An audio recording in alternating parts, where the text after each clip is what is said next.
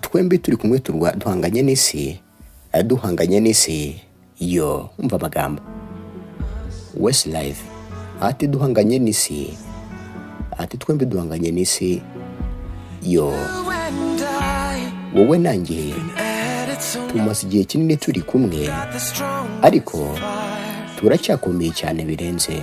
Ati wowe nanjye turacyabasha kuganira neza, turacyabasha kugenda mu bigeragezo tukabicamo byose.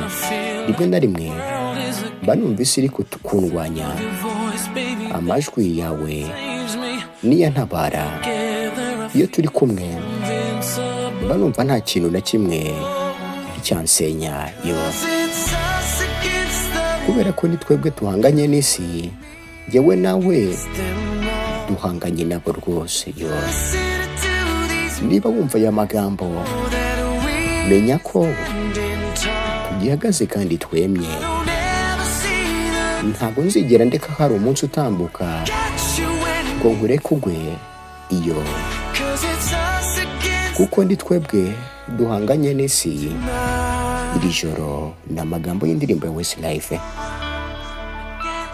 Ati nitwe duhanganye n'isi. Ati yego wenda hazaba iminsi tuzaba tutari kumwe neza, ariko ibyo ntabwo bizaramba rwose. Tuzongera dushaka uburyo twasubirana tukakundana, tugasubiza ibintu bikamera neza rwose.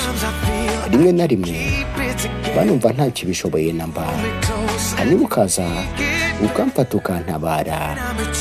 Iyo ndi kumwe nawe banumva ntatsindwa na rimwe. Yo ni amagambo y'indirimbo. Kubera ko ni twebwe duhanganye n'isi, njye nawe duhanganye na bariya bose. Niba wumva no magambo, menya ko nta munsi tutikomeye cyane rwose. Ati nta munsi n'umwe nzigera mbona uzatambuka ntagufashe mu gihe ugiye kwitura hasi.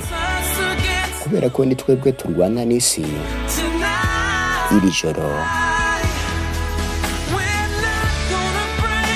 humura, ntabwo tuzatandukana, kuko twese twizera ko dufite byose dukeneye, tuzi n'ibyo dukeneye. Ati ibyo turi gukora humura bimeze neza. Yo kuko ni twebwe duhanganye n'isi, wowe nanjye duhanganye n'iyo si rwose. Niba wumva neza aya magambo, menya yuko tugihagaze twemye nta kibazo. Ati nta munsi n'umwe nzigera mbaho ngo nkureke wikubite hasi kandi mari.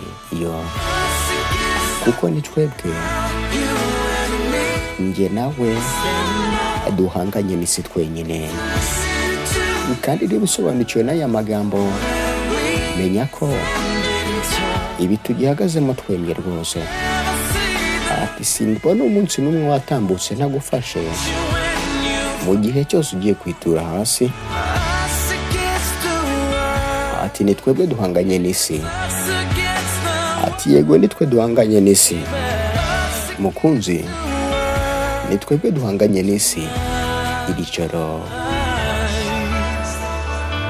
ati nitwe duhanganye n'isi, duhanganye n'isi, duhanganye n'isi. Ciao ciao.